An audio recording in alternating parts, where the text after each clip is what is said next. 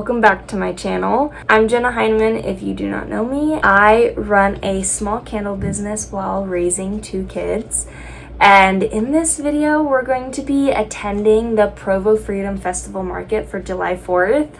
And then we're also going to be just doing a little bit of busy work on my computer, but it's going to be a good one. So follow along. Oh, I also do a market review at the end of the video, so stay tuned for that. This is my view for the market. This is behind my tent. It's a little garden with a statue. It's beautiful. Are we allowed to smell them? Yeah, of course. How can you buy a candle without smelling them? That's a good one. That one does smell good. What's your favorite smell? Ooh, my favorite is probably the mango and coconut, which is probably the one we just... Yes. And then the sea salt and orchid. That is nice. It's like... Did you make these yourself? I did. Wow. I make them right in my home. How long does it take you to make one? I usually make them in batches of like 3 to 6, and it takes me about like 3 or 4 hours each. Okay. For each batch. And how do you? I don't know how to make candles, obviously, but how do you infuse the candle with like the scent? You have your fragrance oil, and then you have your wax. Okay. And depending on the candle maker, they do different types of waxes or blends or whatever. I just use straight soy wax, and then I have my fragrance combination. Okay.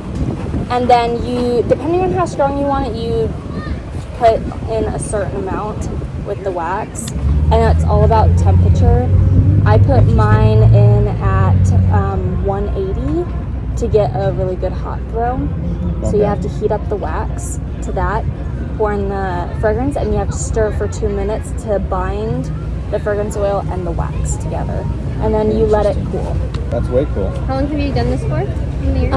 I have been candle making since 2019. Oh, nice. But I am almost 1 year in business. I get 1 year in August. Congrats. That's exciting. Thank you. And how's it going? It's going good. Yeah? Yeah. I'm sure it's hard, but it's It good. is. It has its ups and downs. Yeah. Well, it's awesome. Good for you. I'm thinking, I don't know what I want to do, but I want to own my own business someday. Mm-hmm. The hardest part is getting off the ground and like having an idea. So the fact that you're already doing that's awesome. So good job to you. Yeah, well, thank you. What was your name? Jenna. Jenna, nice to meet you. I'm Brayden. Olivia. Nice Hi, it's nice to meet you. Well, thank you. Thanks for Yeah.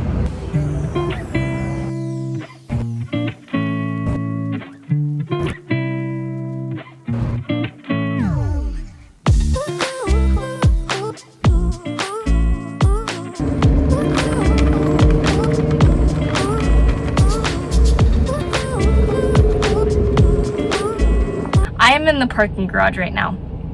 I just finished the first day of the Provo Freedom Festival. Just so you know, I did learn my lesson from the Hazel Avenue market. I brought masking tape, I brought zip ties, I brought paper clips, I brought 50 plus pound bags for each of my legs. Nothing moved during the wind. So, lesson learned, success. If you do not know what I'm talking about, in one of the corners, I will link my last video of the Hazel Avenue market, or you can just go search it up. But I had some hard lessons because that was my first outdoor market, and it was a little rough. This was the first day, so the first day was on Thursday. It ran from 4 to 10, and I'm actually quite surprised at how busy the night was in Provo. I'm not from here, from Provo area, so I was actually pleasantly surprised at how busy it was. I was not expecting a lot of traffic. I was not expecting to sell anything the first day, but I actually sold quite a bit of stuff the first day, which made me very happy. Tomorrow is Friday, so I expect Friday to be busy, and then on Saturday I expect it to be extremely busy because that is the real festival. Everything is happening, all the events are happening, and as well as the parade. And so we're slowly ramping up, to the main day. I got some extra empty boxes that I need to fill candles in once I get home. I am in the car ready to go home. I'm tired. I need to get a good night's sleep, so I am ready for tomorrow. So I will see you guys in the morning. Good morning. It is Friday, so it's day 2. I'm walking to my booth. I did previously drop off items to my booth and then I went to the bathroom, and I'm heading back to my booth right now. I haven't fully gone through the vendor event because I've been just busy at my booth, but I have some people coming and standing in for me today for a few times, and I think during one of those times I'm going to take the opportunity to walk around and see what's around. Okay, so it is 15 minutes to 4 on Friday. I had to stop because I had a few guests come by. But so far we have made booth fee plus the materials to pay off that booth fee. And it's Friday, 4 o'clock. And so now all I'm doing is selling candles and making profit, which is really nice and is a big relief because I've got all of tonight until 10 p.m. and then all of tomorrow to be making profit. So, woo, things are going good.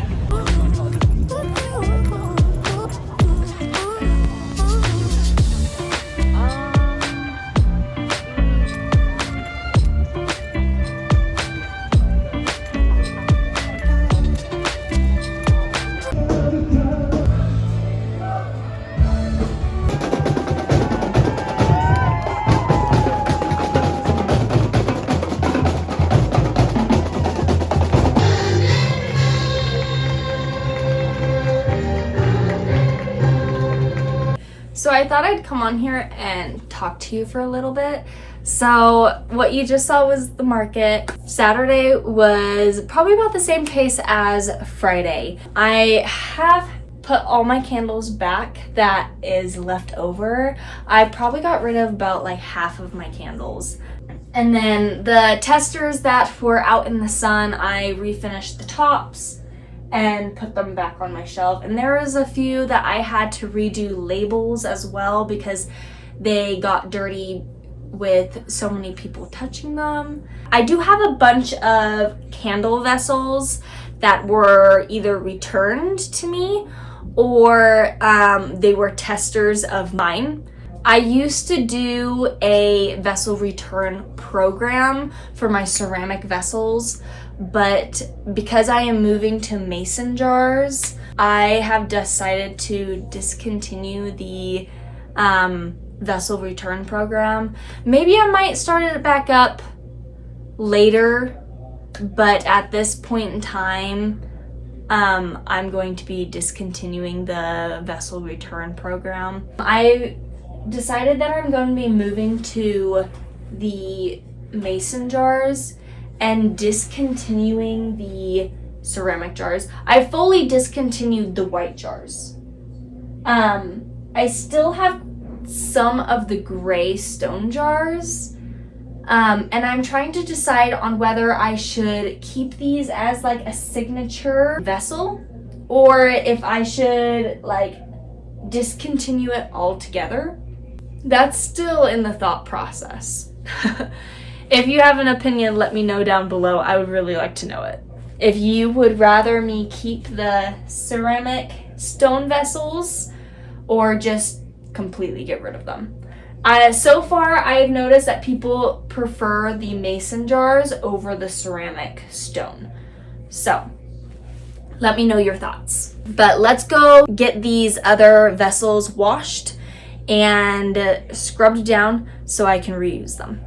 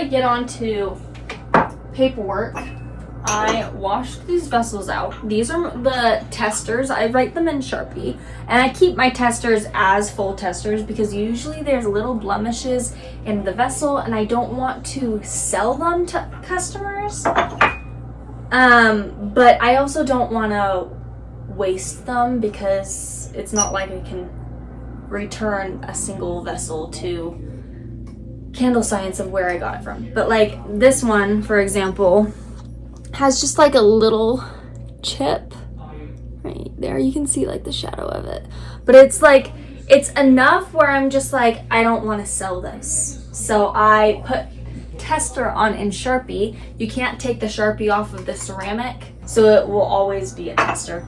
And so that's how I keep my testers. I always reuse them once I'm done with them, and they go in my tester spot. These ones were returns from the vessel return program. Another reason why I decided to discontinue the vessel return program is because it wasn't used very much, and it didn't seem like people liked the idea of it, but it didn't seem like people wanted to use it. So, but yeah, I washed these out, and so they're ready for new candles to be poured into them. So I'm going to put these here so they are ready for pouring when I do my next batch of candles. And these are going to go in the tester box. So last thing I've got to do for this video, I got to do some paperwork. So I'm going to sit down on my computer, get some stuff done. I've got to order things and budget and edit YouTube videos and all that jazz. So, and then after that, we will review the market we did at the beginning of the video.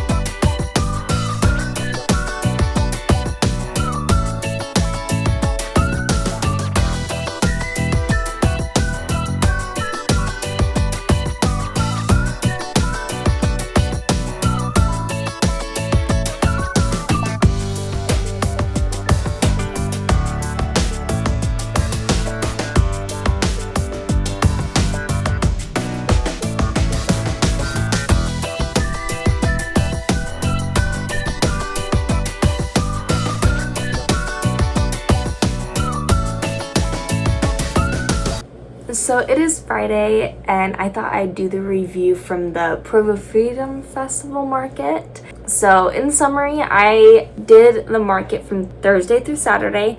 Thursday, we opened that up at 4 till 10. That day was particularly slow, and I vended by myself. Friday was from 10 a.m. to 10 p.m.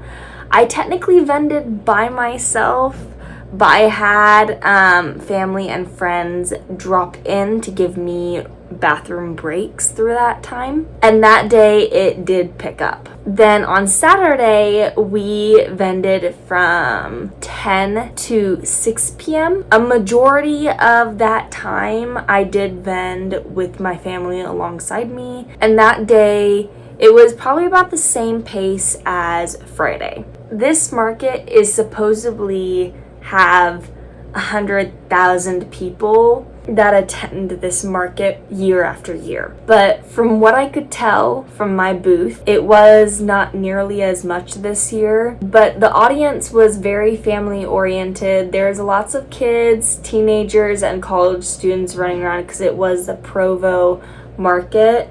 Even though the audience somewhat came, it didn't seem like they were inclined to buy, rather just browse. There was about 1/4 to like 1/8 of people that came and visited my booth that actually bought. I talked to a lot of my booth neighbors that would regularly attend this market year after year after year.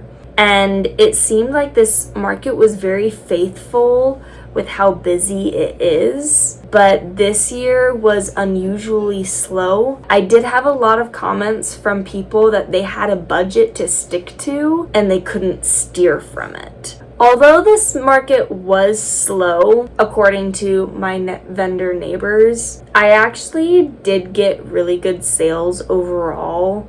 Now let's talk about sales. So about halfway through the market, so on Friday about midday, I actually was able to make back my booth fee and the cost of materials to make back that booth fee, which honestly was a huge relief. And so I didn't have to worry about if I was going to make ends meet, especially since this booth was a bit on the pricier side than I would like to spend. But then again, it is still a manageable price knowing that it is Utah. So in total, I made 31 sales and sold 55 candles. So let's talk about numbers. So this booth was $350. The cost of materials over the entire market for just product alone is $318. Gas, to get there, it did take me a full tank of gas to drive there and back multiple times. So it was about $45. On the day my family came, we did actually spend money on food, so that was $72. When adding all that up, in total, my sales were $1,282, and my total profit, when I take all that stuff out, including the few here and there's that I needed to charge, my total profit was around $400. In result, I would say this market was a success. Although the market had a higher price point, it ended up making really good profit for me, especially me knowing that other vendors that regularly attend this market had an extremely slow market this year. It gives me confidence that this market would be really good for me, knowing how much I made during a slow market. I definitely will be reattending this market next year. And that is it for this video. It was really short and sweet because it was just the market and then me working on my computer, but I do really appreciate you guys tagging along and supporting me. So thank you guys so much, and I'll see you guys in the next one. Bye.